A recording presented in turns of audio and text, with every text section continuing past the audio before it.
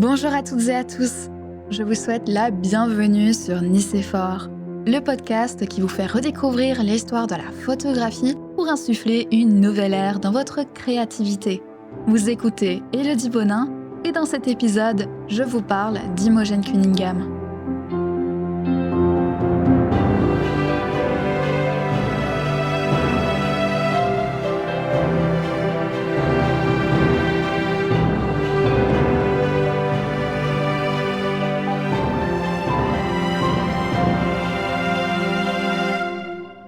Avant de commencer, je vous invite à vous rendre en description de cet épisode. Vous y trouverez le lien de l'article résumant le contenu à venir, accompagné des photographies et images qui seront mentionnées. Cette ressource vous sera grandement utile pour une meilleure compréhension de l'épisode.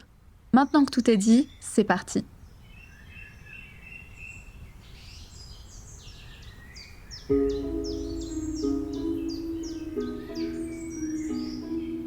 Dans le royaume de Grande-Bretagne, la princesse Imogen incarnait tous les espoirs de son père, le roi Cymbeline, pour assurer la continuité de la lignée royale. Mais sa belle-mère, une femme ambitieuse et rusée, avait d'autres projets. Elle voulait marier Imogen à son fils Cloten, pour que ce dernier devienne le futur roi. Seulement, Imogen avait déjà donné son cœur à un autre. Elle aimait Postumus, un jeune noble de la cour. Leur amour était sincère, si fort qu'ils s'étaient mariés en secret. Mais quand le roi découvrit cette union, sa colère fut terrible. Il exila Postumus loin du royaume, les séparant brutalement. Loin de là, Postumus devint la cible d'un homme perfide nommé Iachimo. Jaloux et manipulateur, il inventa un mensonge cruel. Il accusa Imogen d'infidélité. Trompé par cette ruse, Postumus crut à la trahison de celle qu'il aimait. Imogen, elle, ne baissa pas les bras. Pour échapper au complot de la cour et laver son honneur, elle se déguisa en garçon et quitta le château. Elle erra seule, traversant forêts et montagnes, jusqu'à trouver refuge dans une grotte.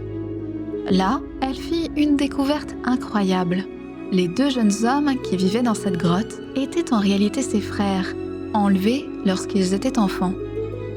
Finalement, la vérité éclata. Imogen prouva son innocence. Postumus découvrit les mensonges d'Iachimo et le roi, bouleversé par le courage de sa fille, pardonna à tous. La famille royale fut réunie et Imogen retrouva l'amour de Postumus ainsi que la paix qu'elle avait tant méritée.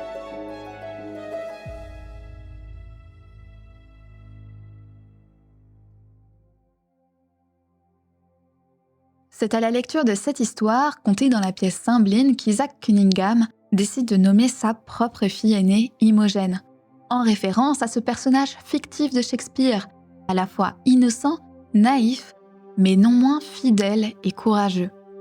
Imogen naît le 12 avril 1883 à Portland, une ville de l'Oregon aux États-Unis. Aînée d'une fratrie de 6, elle est élevée par un père libre-penseur, souvent décrit comme individualiste et excentrique. Quant à sa mère, Suzanne, Imogen la décrit comme une femme douce qui n'exprima aucune opinion. À 7 ans, la famille Cunningham rencontre des difficultés financières et choisit donc de déménager dans l'État de Washington à Port Angeles. Cette période confronte la jeune fille à la réalité de la pauvreté, la rendant davantage indépendante et pragmatique. Mais malgré ces difficultés, le père Cunningham sait combien il est précieux d'offrir une bonne éducation à ses enfants pour leur promettre un bel avenir.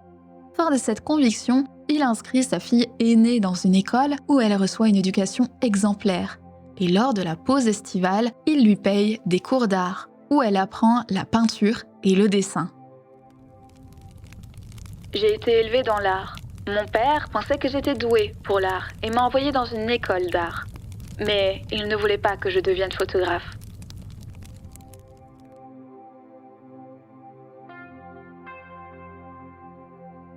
C'est à ses 18 ans, en 1901, qu'Imogen Cunningham acquiert son premier appareil photo. Avec celui-ci, elle réalise son premier autoportrait, un nu d'elle-même.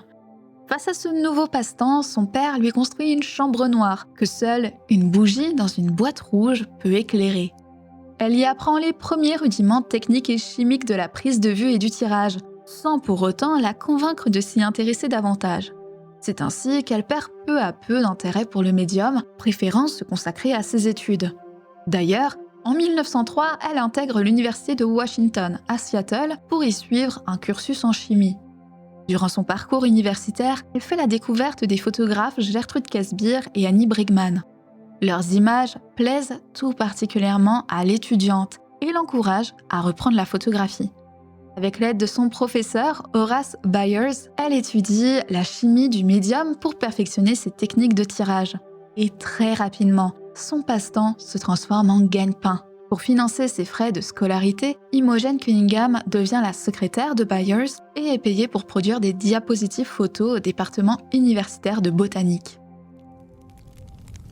J'étais pauvre. Quand on est pauvre, on travaille. Et quand on est riche, on s'attend à ce que quelqu'un nous tende la main. Je pense donc qu'être raisonnablement pauvre est très bon pour les gens. Après l'obtention de son diplôme en 1907, Imogen Cunningham est embauchée dans le studio du portraitiste Edward Curtis.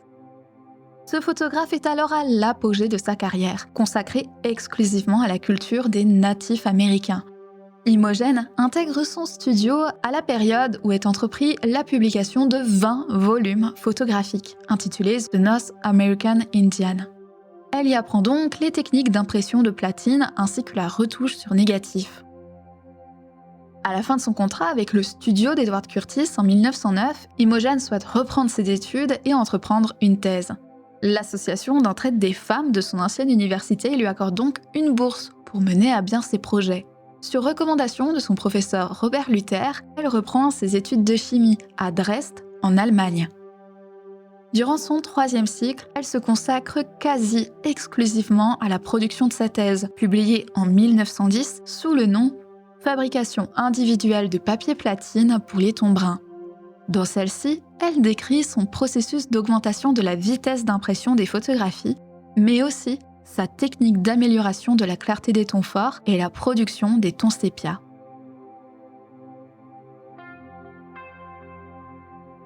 À son retour aux États-Unis après la publication de sa thèse, Imogen Cunningham fait une première halte à Londres où elle y rencontre le photographe pictorialiste britannique Langdon Coburn. C'est ensuite à son arrivée aux États-Unis dans la ville de New York qu'elle fait la connaissance de 2 autres pictorialistes américains. Il est ici question du chef de file du photosécessionnisme, Alfred Stieglitz, et de la très inspirante photographe féministe Gertrude Käsbyr. Suite aux échanges entrepris avec ces 3 grandes figures de la photographie artistique, Imogen Cunningham souhaite s'inscrire à son tour dans la belle histoire du pictorialisme européen et américain. Elle ouvre donc son propre studio de photo à Seattle dans le quartier de First Hill, réputé quartier résidentiel de l'élite américaine. Elle est portraitiste des familles au sein même de l'intimité des foyers, et contrairement à la concurrence qui l'entoure, Imogen se démarque pour sa signature pictorialiste, assumée par des compositions classiques et un rendu final similaire à la peinture et à l'aquarelle. En parallèle de son activité professionnelle, elle entreprend des productions photographiques aux thèmes religieux ou allégoriques. C'est ainsi que sont produits dans les forêts environnantes des iconographies autour des thèmes du soleil, du vent, des bois, des visions ou du célèbre sujet biblique d'Ève repentante, dont elle en tire 2 photographies, l'une étant un portrait et l'autre un nu. D'ailleurs, grande nouveauté pour l'époque, Imogen n'objectifie pas les corps de ses nus, et encore moins les corps féminins. Au contraire, elle les traite avec un regard naturaliste, révélant uniquement la beauté formelle de ses sujets. Il faut être capable de comprendre rapidement et de près les beautés du caractère, de l'intellect et de l'esprit, afin d'en tirer les meilleures qualités et de les faire ressortir dans l'aspect extérieur du modèle. Pour ce faire, il ne faut pas avoir une idée trop arrêtée de ce qu'est la beauté extérieure et surtout, ne pas la vénérer.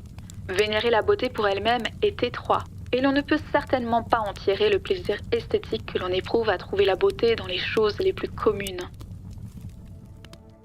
La photographe de 30 ans n'exerce sa profession à titre personnel que depuis 2 ans.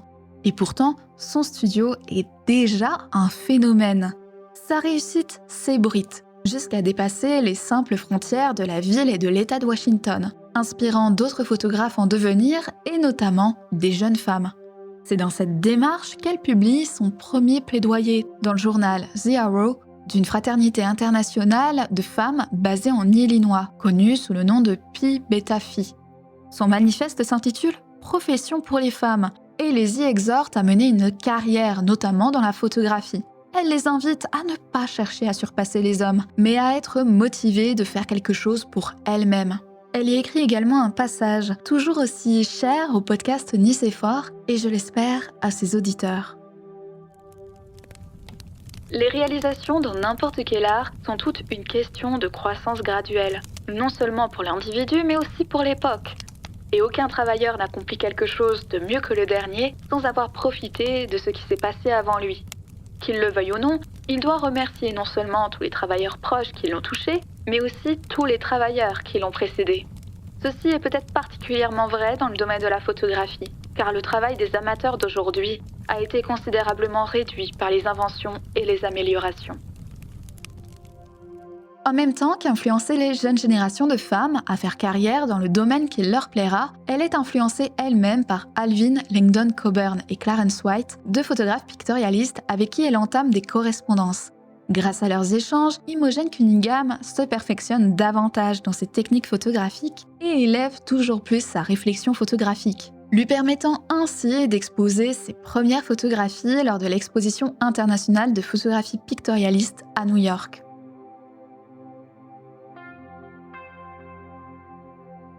Mais bien que sa carrière artistique connaisse un essor fulgurant, la vie d'Imogen prend un tout autre tournant en 1915.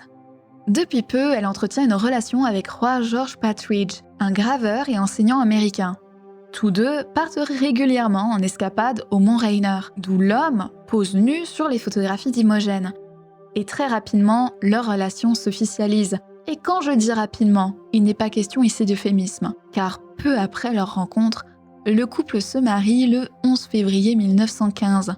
S'ensuit la naissance de leur premier enfant, Grifford, le 18 décembre de cette même année. Tandis que la famille s'agrandit, Imogen cesse peu à peu de répondre aux commandes de ses clients, préférant rester auprès de son fils plutôt que de se rendre au studio. Elle profite de ce temps de calme pour aboutir son travail photographique sur le nu masculin, qu'elle fait publier en 1916. Malheureusement, Imogen ne s'attend pas à une telle réception du public. Ses photographies sont jugées trop provocantes et défraient les chroniques, à tel point qu'elle se voit contrainte de retirer les négatifs de la circulation. Après cela, Imogen ferme définitivement son studio à Seattle et déménage avec sa famille à San Francisco. Roy doit prendre un nouveau poste d'enseignant au Miles College. Dans ce nouvel environnement, elle donne naissance à Randall et Patrick, des jumeaux, le 4 septembre 1917. Désormais à charge de 3 enfants en bas âge, Imogen privilégie leur éducation et s'entoure d'un nouveau cercle d'amis artistes dont fait désormais partie les peintres de l'Ouest américain, Maynard Dixon ainsi que sa femme Dorothea Lange, qui commence la photographie sociale. Également Francis Bruguière, un photographe qui, à l'aide de papier découpé, réalise ce qu'il appelle des abstractions lumineuses. Elle fait aussi la rencontre de l'horticulteur Johann Eggemeyer, qui pratique alors la photographie botanique. Et enfin, Edward Weston, un photographe de nature morte dont le réalisme est plus que surprenant. Cette nouvelle vie de famille, couplée à son nouvel entourage artistique, transforme du tout au tout son regard et son identité photographique, passant d'un travail approfondi de la mise en scène et de la retouche intensive pictorialiste au sujet réaliste, moderne et parfois abstrait. Désormais, Imogen Cunningham photographie quasi quotidiennement la vie de sa famille. Cela va de l'atelier de son époux aux jeux innocents de ses enfants, en passant par les réunions de famille avec les tantes, oncles et grands-parents.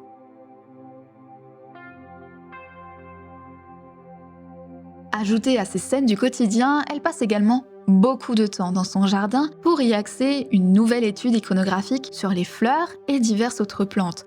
Inspirée de la Nouvelle Vision, courant photographique allemand corrélé au Bauhaus, elle isole les formes et lumières naturelles de son environnement, tout en essayant d'améliorer la précision et les détails des textures sur ses images.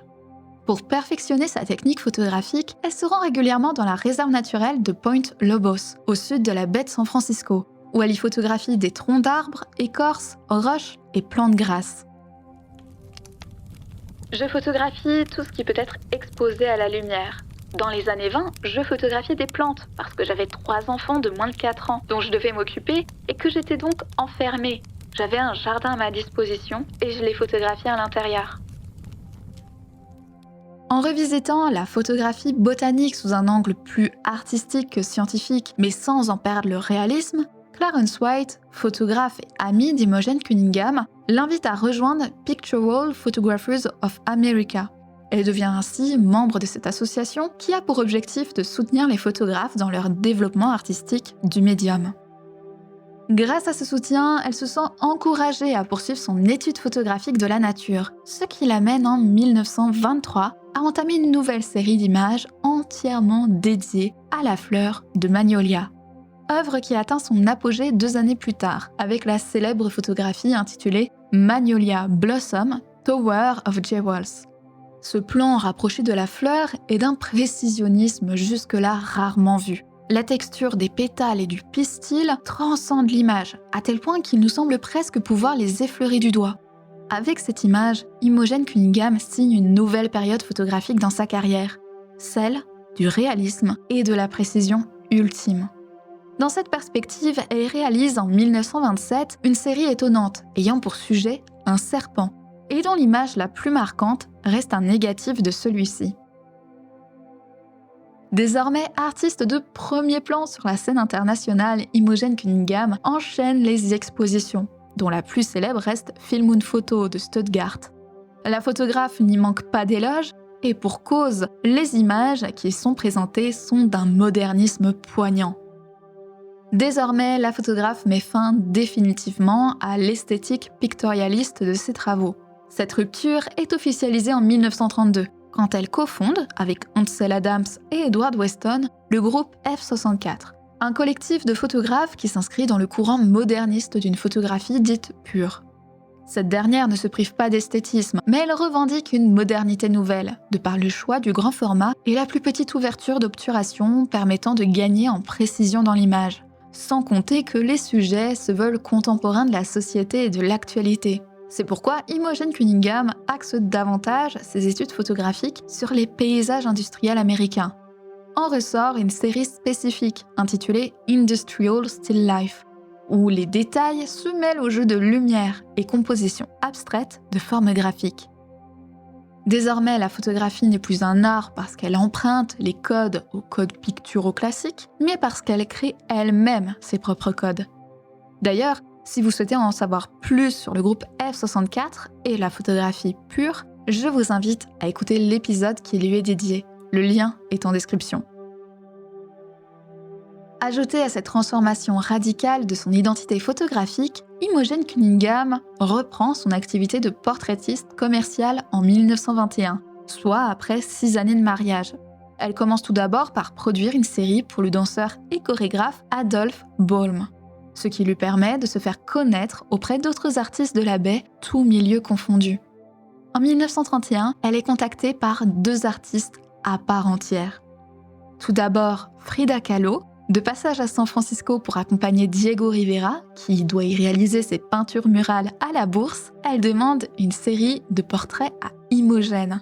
Dans ses photographies largement diffusées, l'artiste fixe de son regard franc l'objectif. La photographe dira même de cette image :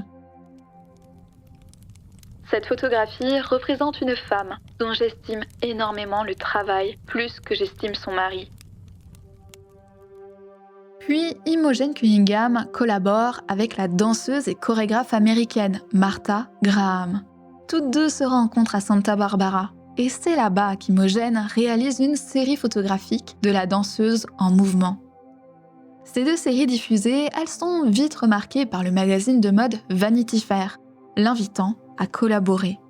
En acceptant ce contrat, ce n'est pas moins de 50 personnalités hollywoodiennes des années 30 passent devant son objectif. Parmi celles-ci se démarquent des acteurs, Cary Grant, Spencer Tracy, Wallace Beery et Warner Holland, des peintres, Amity Ozenfant, Afro Basaldella, Lionel Feininger, Marianne Simpson, Maxine Albro et Ralph Chess, des musiciens comme Gerald Warburg, Harry Partch, Henry Cowell et Roland Hayes.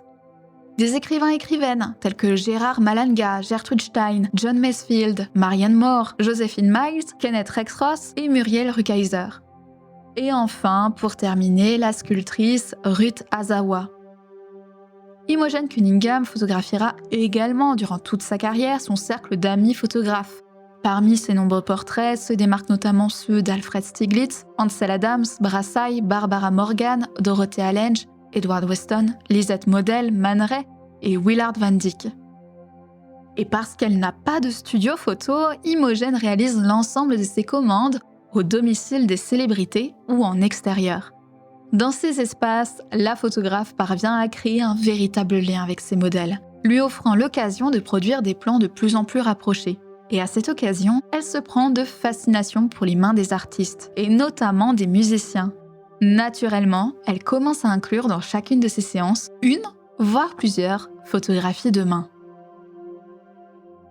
Suite à cette fascination pour les mains, Imogen produit une série spécifique. Vanity Fair la remarque aussitôt et invite Imogen Cunningham à rejoindre l'entreprise à New York afin d'approfondir leur collaboration. Tout juste divorcée de Roy Patridge depuis juin 1934, la photographe accepte et s'installe sur la côte Est. Là-bas, elle doit concilier avec un nouvel environnement qui contraste pleinement avec sa vie en Californie. À la place des arbres et des roches, se dressent des avenues sans fin et des immeubles touchant les nuages. Imogen Cunningham saisit tout l'enjeu de cette ville et commence donc à pratiquer la photographie de rue. Je ne suis jamais satisfaite de rester au même endroit très longtemps. Je ne pourrai pas rester avec les montagnes, ni avec les arbres, ni avec les rivières. Mais je peux toujours rester avec les gens, parce qu'ils sont vraiment différents.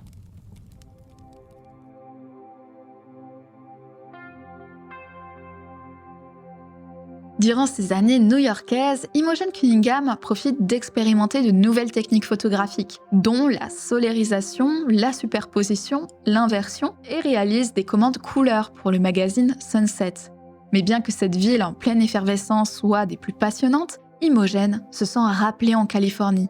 En 1943, alors âgée de 62 ans, Imogen Cunningham réaménage sur la baie de San Francisco. C'est là-bas qu'elle est invitée par Ansel Adams à enseigner dans la toute première faculté de photographie d'art à la California School of Fine Arts. La rejoindra plus tard Dorothea Lange et Minor White. En 1947, elle ouvre son second studio de photographie à San Francisco, soit 30 années après la fermeture de son premier. Pendant les 13 années qui suivent, Imogen poursuit d'exposer son travail tout en continuant à exercer la photographie de rue. À bientôt 78 ans. Tandis que certains auraient tendance à l'inviter à se reposer chez elle, Imogen Cunningham entame un voyage en Europe, où elle enchaîne la Norvège, la Finlande, la Suède, le Danemark et la Pologne, pour enfin terminer sa route à Paris. Elle y rencontre Man Ray, qu'elle n'hésite pas à portraitiser. Et dès son retour aux États-Unis en 1962, elle ne peut s'empêcher d'expérimenter la photographie Polaroid, qui est alors en pleine émergence.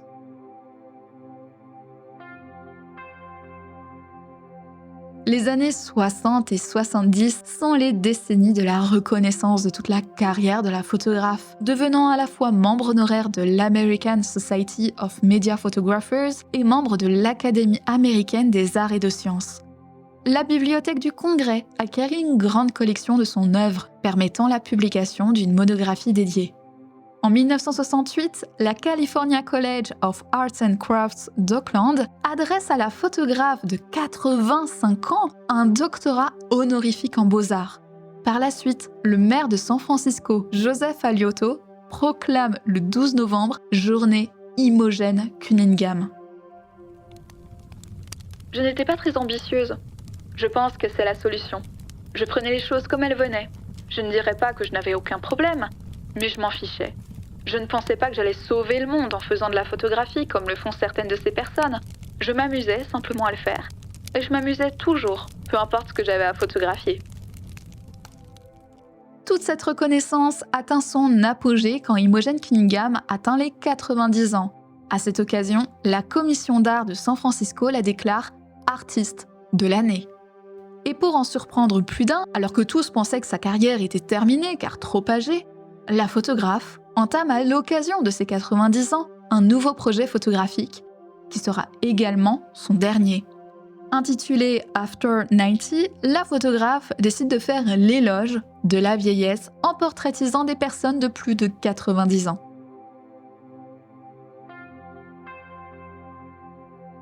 Imogen Cunningham sait qu'il est grand temps de penser à son héritage. C'est dans cette visée qu'elle fonde le 14 février 1975 l'Imogen Cunningham Trust, une institution qui assure la conservation, l'exposition et le référencement de l'ensemble de son œuvre. L'année suivante, la chaîne CBS produit un documentaire entier consacré à Imogen Cunningham. Et comme un dernier au revoir au monde, elle se rend sur le plateau de l'émission de télévision Tonight avant de décéder à l'âge de 93 ans, le 23 juin 1976.